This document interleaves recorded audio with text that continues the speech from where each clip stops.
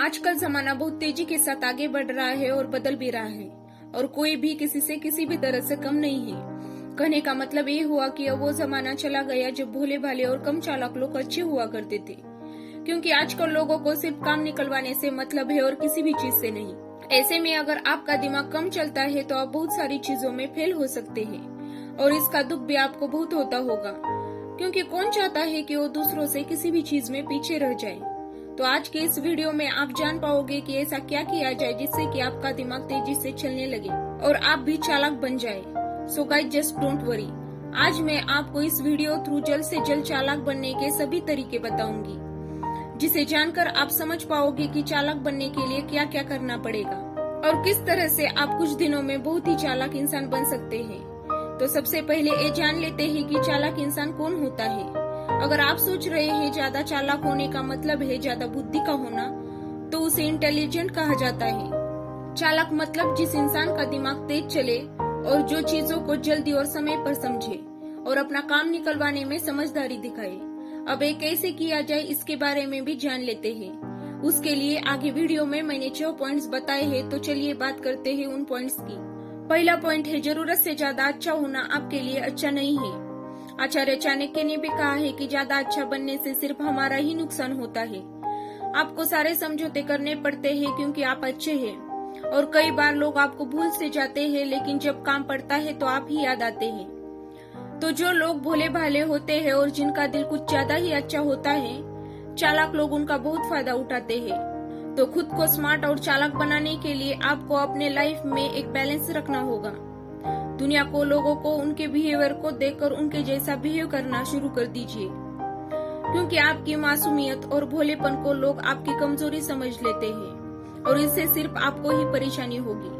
क्योंकि अच्छे लोग हमेशा दूसरों को दुख न पहुंचे ये सोचते हैं, लेकिन सामने वाला कभी आपके लिए इस तरह से नहीं सोचता है। वो केवल अपना फायदा देखते हैं। इसलिए अच्छे बनिए, लेकिन आंखें बंद करके नहीं। कौन आपके साथ वाकई अच्छा कर रहा है और कौन आपकी अच्छाई का फायदा उठा रहा है, इस बात को केयरफुली ऑब्जर्व कीजिए। पॉइंट नंबर 2, दूसरों की गलतियों से सीखिए। एक कहावत है कि हमें हमेशा दूसरों की गलतियों से सही सबक लेना चाहिए, क्योंकि हमारी जिंदगी इतनी बड़ी नहीं होती कि हम हर एक गलती करके सबक ले सके। मतलब आप गलती करके अपना नुकसान क्यों करें, जबकि आप दूसरों की गलती से सीख सकते हैं। आंखें और दिमाग खुले रखें और अपनी सोच को थोड़ा स्मार्ट बनाने की कोशिश कीजिए। जैसे आपके कोई फ्रेंड के साथ ऑनलाइन फ्रॉड हो जाता है कि उसे सामान बहुत सस्ते दाम में मिल रहा था, तो उसने पहले ही सारे पैसे पे कर दिए बिना सामान हाथ में आए, लेकिन अब सामान देने वाला गायब है। तो आप इससे ये सबक ले सकते हैं कि ऑनलाइन अननोन लोगों से कोई भी सामान खरीदते समय आपको सामने वाले को अच्छे से पता कर लेना चाहिए, ना कि आप भी वो गलती करके सीखेंगे। अब कहने का मतलब ये है कि ध्यान दीजिए आपके आसपास क्या हो रहा है, कैसे हो रहा है और किस तरह के लोगों से आप मिल रहे हैं या बिजनेस कर रहे हैं। पॉइंट नंबर 3, लोगों को ऑब्जर्व कीजिए। लोगों की हर एक एक्टिविटी पर ध्यान दीजिए, क्योंकि दूसरों की एक्टिविटी आपको उनके बारे में और अपने बारे में बहुत कुछ बताती है। अपने साथ के हर इंसान पर ध्यान रखिए। आपकी किन बातों और कामों से दूसरे खुश होते हैं और कौन सी बातें और काम उन्हें अच्छी नहीं लगती, इस बात का भी ध्यान रखिए। जैसे कि अगर आपका कोई फ्रेंड ऐसे कामों को करने से आपको रोके या आपको उस काम को करने से वो बिल्कुल भी खुश ना हो, जो काम आपको फ्यूचर में ज्यादा से ज्यादा फायदा दे सकता है, तो ऐसे इंसान से दूरी बना लीजिए, क्योंकि उस काम से उसका कोई फायदा नहीं है और वो आपको भी आगे बढ़ता देख खुश नहीं है। और लोगों पर उस टाइम भी ध्यान रखने की कोशिश कीजिए जब आप उनसे बात कर रहे हो।